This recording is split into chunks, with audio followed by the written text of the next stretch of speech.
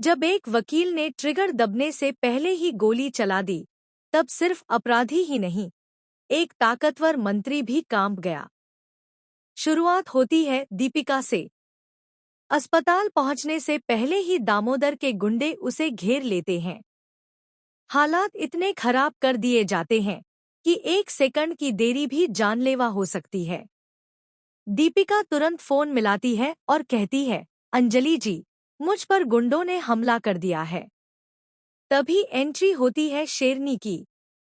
अंजलि अवस्थी और एसीपी पंकज तुरंत location track करते हैं। जैसे ही एक गुंडा ट्रिगर दबाने वाला होता है, अंजलि उससे पहले ही गोली चला देती है। जबरदस्त फाइट के बाद वह दीपिका को बचा लेती है। इसके बाद वह गिन्नी को खुली चुनौती देती है, बचा लिया है मैंने दीपिका को।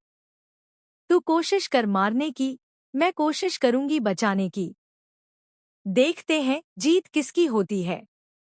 लेकिन दोस्तों, असली खेल अब शुरू होने वाला है। अंजलि ऐलान कर देती है कि दामोदर मौजूमदार, रानी मौजूमदार और धर्मराज आहूजा सबका नकाब उतार कर रख दूंगी।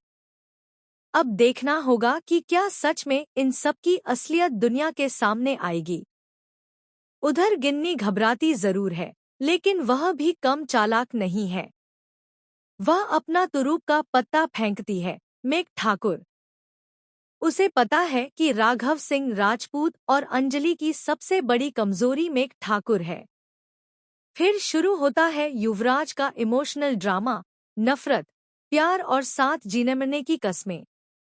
मेघ एक बार फिर उसकी बातों में बह जाती है।